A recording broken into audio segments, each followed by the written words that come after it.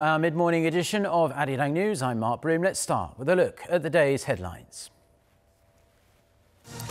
One more day until the leaders of South and North Korea hold summit talks at the border village of Panmunjom. It'll be the first time that a North Korean leader has ever set foot on South Korean soil. Pressing pause on military exercises, South Korea and the US will halt their key resolve drills for 24 hours on summit day. The allies are also ending their full legal exercise a month early.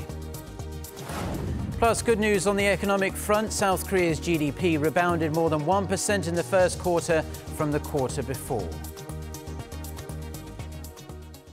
Our top story this morning, South Korean President Moon Jae-in and North Korean leader Kim Jong-un are meeting tomorrow at the truce village of Panmunjom. Both local and foreign reporters are now gathering in Goyang, Gyeonggi-do province to cover the historic summit. Our Cha Sang-mi, part of the Panmunjom press pool, reports from the site.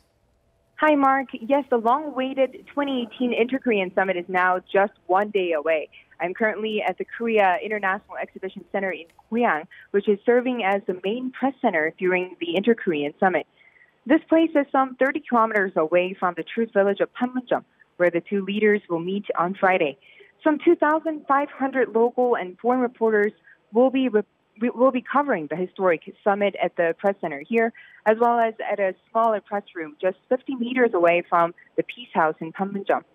Well, we can see that international interest in this event is massive, and it's a huge deal both for us here in Korea and for media outlets around the world. Now, Sang-mi, what is the schedule itself for the summit preparation team? Mark, today at the Peace House of Panmunjom, the 6 aides who will be accompanying President Moon tomorrow will conduct a final rehearsal. This comes after Seoul and Pyongyang held a joint rehearsal on Wednesday, according to the Blue House press director Kwon Hyuk-ki. He said it was a good chance to view the event from Pyongyang's perspective. The rehearsal went smoothly and was very thorough. Even the delivery of North Korea's signature dish, Pyongyang-style naengmyeon, or cold noodles, was rehearsed. Soon, the presidential chief of staff, Kim Jong-un, will hold a press briefing at 11 a.m. Seoul time to announce the details prior to the summit, including the list of officials who will be accompanying Kim Jong-un. Back to you, Mark.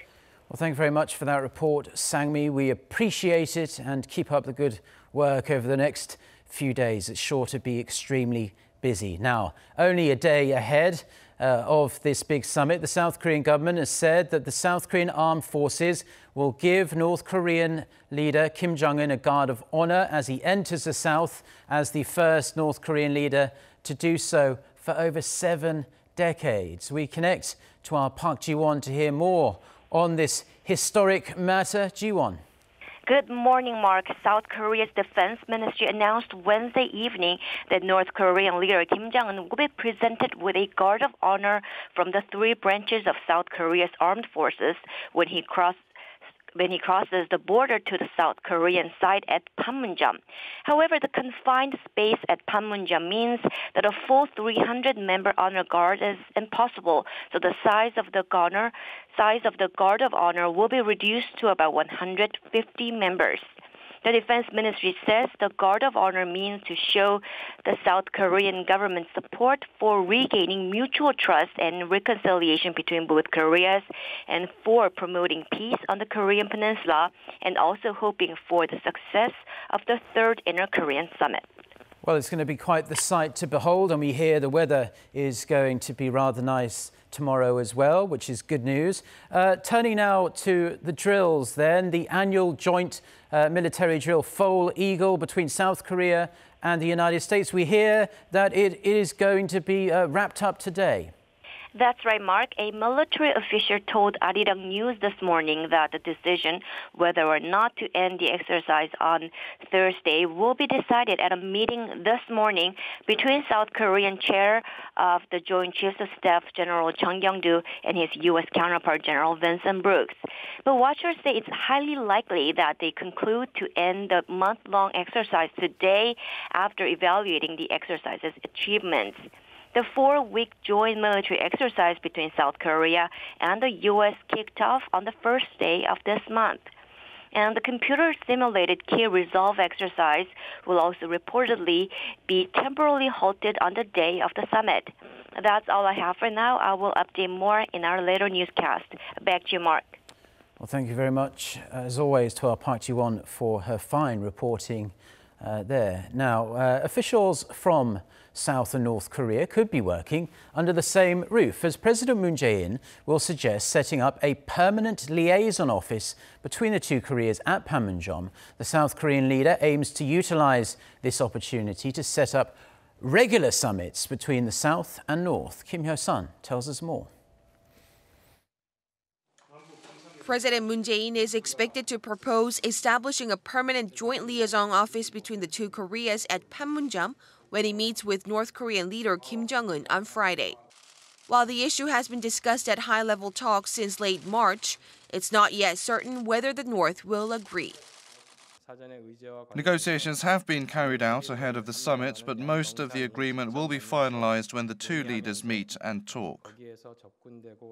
The proposal is also in line with President Moon's goal of making progress on instituting regular, ongoing, and permanent dialogue between the two Koreas. President Moon is seeking to restore the agreement for an inter-Korean liaison office that was reached in 1992, which ultimately ended up being a direct phone line, each installed in the Freedom House in the south and Tongilgak in the north. However, the operation of such a direct channel was unstable and its use depended on the state of inter-Korean relations.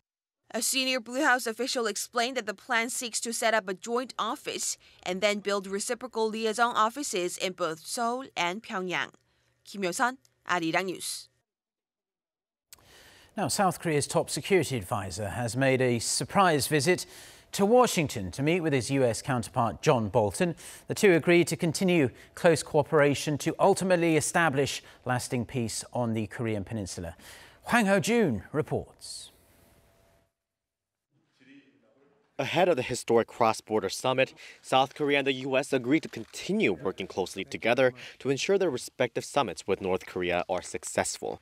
The presidential office of Cheongwade announced on Wednesday that Seoul's National Security Office Director Chung Eui-yong met with the newly appointed U.S. National Security Advisor John Bolton in Washington on Tuesday local time. Chung's visit to Washington was the second one this month alone.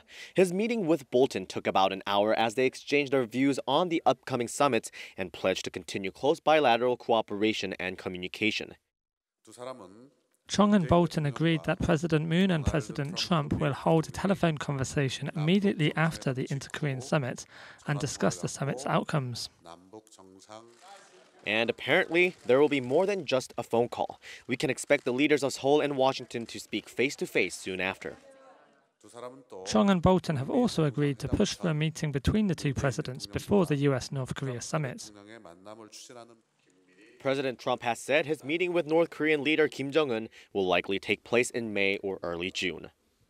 President Moon has said time and time again that success at the Inter-Korean summit must lead to a successful summit between Washington and Pyongyang. That's the way to achieve complete denuclearization and establish lasting peace on the peninsula. The recent talks between the top security advisors of South Korea and the U.S. show both countries are determined to make that happen. Hwang Ho-jun, Arirang News.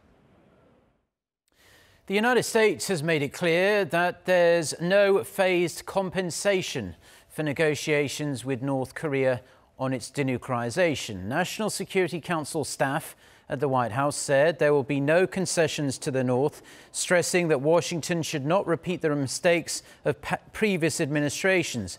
Watchers say this can be interpreted as a reaffirmation to Washington's principle of no compensation before detailed measures are taken for a complete, verifiable and irreversible denuclearization. President Trump has also made clear, he did so when meeting with French President Emmanuel Macron this week, that the US is seeking a complete denuclearization of the regime. With just one day to go until the 2018 Inter-Korean Summit, the world is watching, hoping for peace here on the Korean Peninsula. This includes Pope Francis, who has a message for the leaders taking part in the summit. Lee Seung-jae reports. Pope Francis, who visited South Korea in 2014, urged the leaders of South and North Korea to have the courage of hope and become artisans of peace. Speaking at the Vatican on Wednesday, the pontiff asked for prayers for the two Koreas, saying the Inter-Korean summit was an opportunity to start dialogue.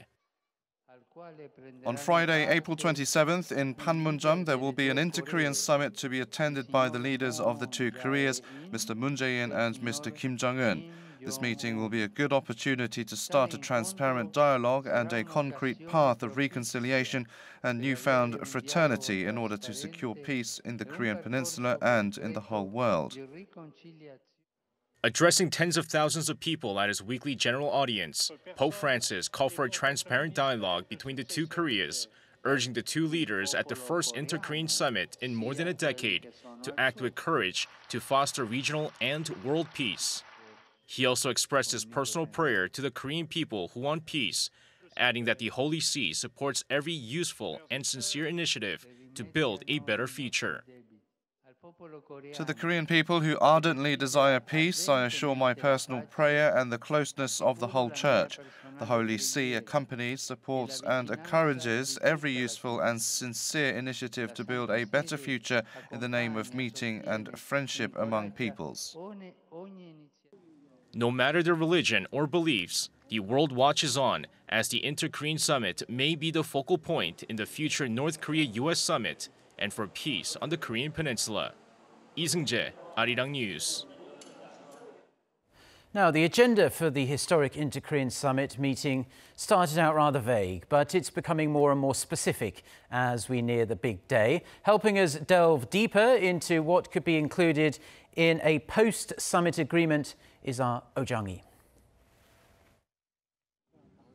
The discussion topics for the leaders of Seoul and Pyongyang are becoming clearer as we near the summit date.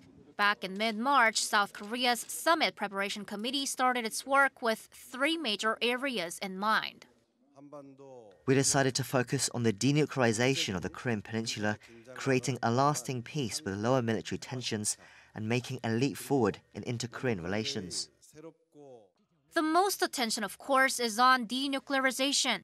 The specifics of the actual denuclearization process, however, such as inspections and verification, as well as a guarantee to the North Korean regime of its security in return, are things to be discussed at the North Summit with the U.S. Therefore, it's likely that the two Koreas will reach a comprehensive agreement reaffirming denuclearization as the goal in joint efforts to that end. The same goes for establishing peace on the Korean Peninsula. South Korea's presidential office is looking into the possibility of turning the 1953 Armistice Agreement into a formal peace treaty. But this is something that would need the assent of the other parties to the conflict, such as the US and China. The two Koreas by themselves can only state that their own military hostilities are over. But there could be some specific measures that would lower military tensions. Currently being discussed is getting rid of heavy weapons and guard posts at the demilitarized zone. The fact that the two Koreas have stopped their propaganda broadcasts at the border this week raises the possibility that the DMZ could become truly demilitarized. Inter-Korean economic cooperation is not expected to be dealt with at the summit. That's because things like the Inter-Korean Industrial Complex at Kaesong and South Korean tours to North Korea's Mount Kumgang are tied in with international sanctions. Instead, the leaders are to touch upon making their summit a regular event or holding a reunion for separated families. Oh Jang-hee, Arirang News. Now, in the last run-up in our special pre-summit reports from the perspective from stakeholder nations, today we turn to the big one, really, the United States, who await their own North Korea summit, expected to come in May or June. It's still unclear what to expect from this highly anticipated meeting between President Trump and North Korean leader Kim Jong-un, but a successful inter-Korean summit will have to come first, of course. Kwon Jang-ho brings us this report from the United States. When South Korea's National Security Advisor visited the White House in early March, few anticipated what would happen next. He expressed his eagerness to meet President Trump as soon as possible. President Trump appreciated the briefing and said he would meet Kim Jong-un by May. When Donald Trump suddenly accepted Kim Jong-un's invitation to meet, Washington was caught off guard. Although there's been some time to digest this move, opinions and hopes for the US-North Korea summit remain mixed. Trump's seemingly unilateral decision to hold talks as soon as possible has turned the traditional order of diplomacy upside down. The extensive negotiations that normally take place before the leaders meet has been cut short. There is very little that I think those of us who have been in the world of diplomacy would call normal about the upcoming meeting. I find it hard to believe they can go very far down the road.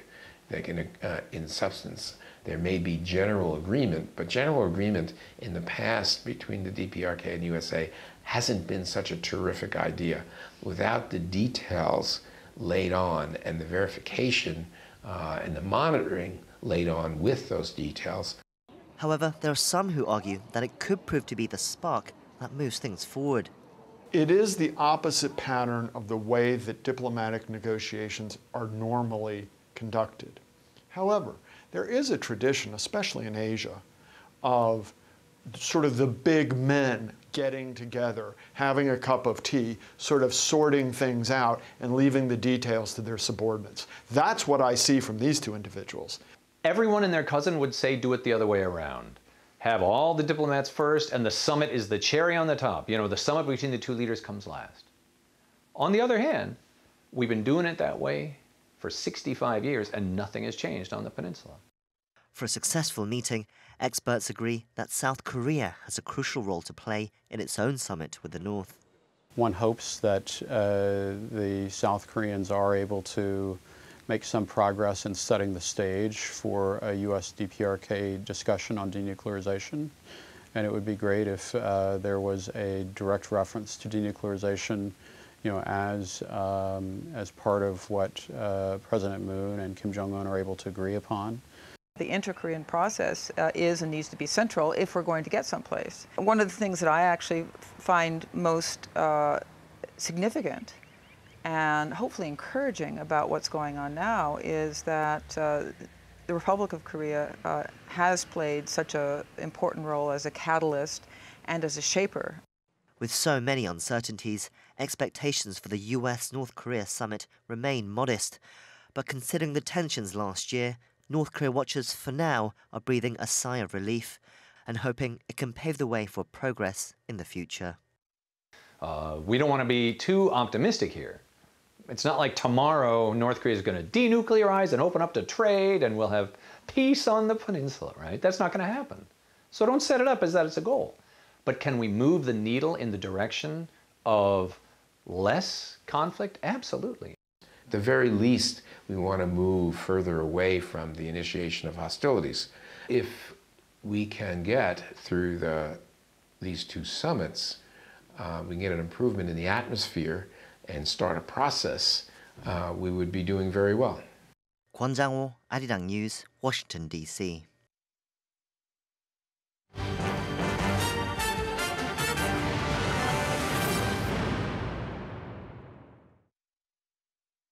Now, in other news, the South Korean economy rallied last quarter, boosted by healthy exports, investment and government spending. According to the Bank of Korea on Thursday, the country's GDP for the January to March period rose 1.1% on quarter, marking a rebound after contracting 0.2% in the fourth quarter.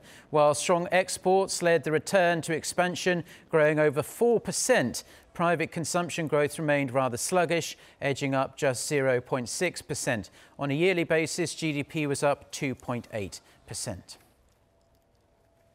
Samsung Electronics has posted another record quarterly operating profit following last year's excellent performance. According to the firm's earnings guidance report on Thursday, the Korean tech giant recorded $14.4 billion of operating profit for the first quarter, an increase of over 58% from the same time last year. Samsung Electronics also saw its revenue for this period jump almost 20% to $56.1 billion. The record profits come on the back of strong demand for Samsung's memory chips and its latest flagship smartphones.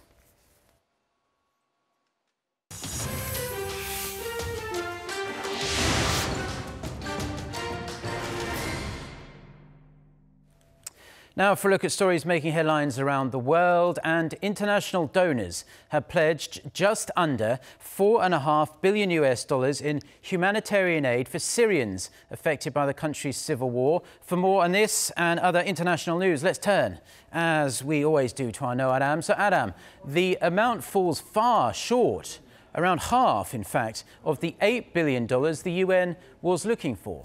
That's right, Mark. Not exactly the amount the head of the UN aid agency was looking for. Mark Lowcock made his plea at a donor conference in Brussels about a day ago, which was attended by officials from both the UN and the EU. He had warned that certain aid programs would have to be cut back if funds weren't forthcoming. Despite falling well short of the amount hoped for, Lowcock said it was a good start and thanked the donors. I want particularly to thank the EU, Germany and the United Kingdom, who've made exceptionally large pledges today. I want also to note that beyond 2018, we've had, or are expecting during the course of the day, pledges amounting to some $3.3 billion for 2019 and onwards. He also noted that a few other large players, including the United States, have not yet confirmed their financing for this year due to internal budgetary discussions. He said the US has been providing more than $1 billion a year in humanitarian assistance to Syria and the region over recent years.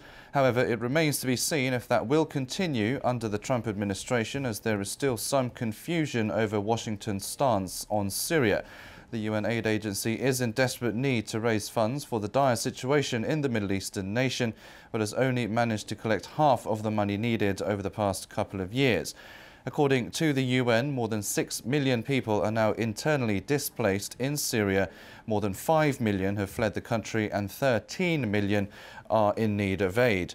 Meanwhile, the conference was also a platform for EU officials to urge for UN-led peace talks in Geneva to restart.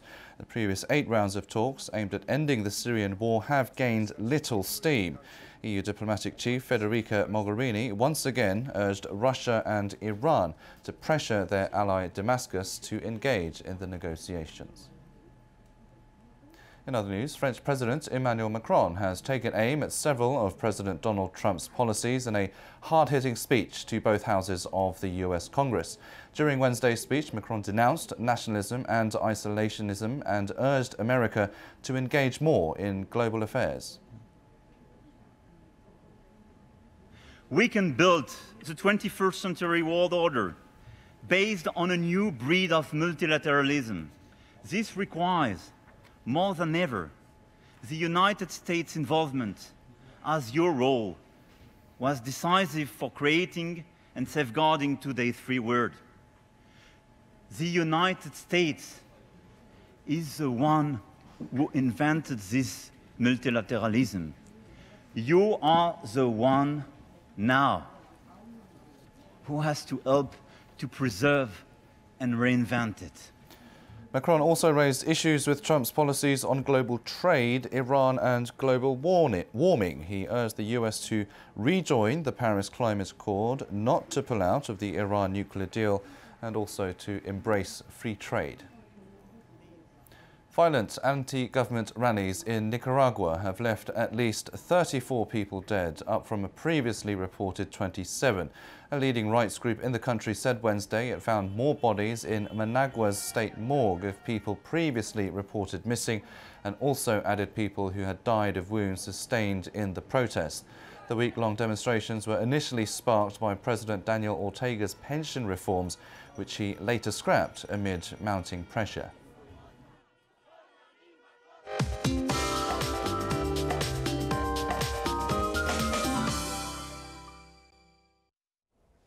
Good morning. Expect spring warms across Korea all day, while neighboring countries will also have a sunny and warm Thursday. The lower single-digit morning lows in Daegu and Gyeongju will climb to 24 degrees Celsius by the afternoon, and Seoul will reach 21 degrees. We are expecting mostly sunny skies, but the skies will not be as sunny as yesterday. And in Panmunjom, in Paju, Gyeonggi-do Province, where the Inter-Korean Summit will take place, The weather looks promising for the big day. With that, let's take a look at the international weather for viewers around the world. So most of South Korea will have mainly bright skies along with mild daily highs today. Most parts of North Korea will also have repeat of Wednesday's weather conditions under sunny skies. The Philippines will have warm weather with temperatures reaching up to mid-30s in most parts. Meanwhile, winds will pick up in Sydney in the afternoon, while cloudy skies will dominate most of Thursday. Heading to North America, the weather takes a shift towards more spring-like conditions in Washington, D.C. and New York on Thursday. As for South America, those in Buenos Aires will see frequent showers until next Tuesday, so keep an umbrella handy. Taking you to Europe, Rome and Madrid will both have sunny skies. Lastly, to Africa, there's welcome rain for residents of Cape Town as the city struggles with its worst drought in over a century. And that's all the weather update for now.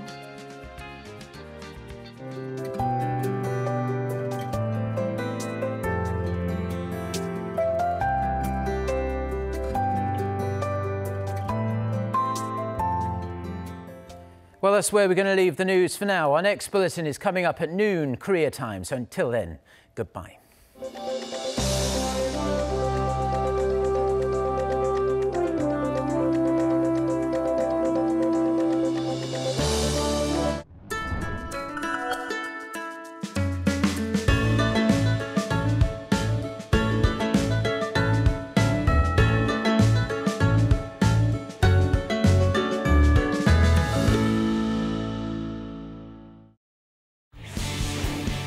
South and North Korea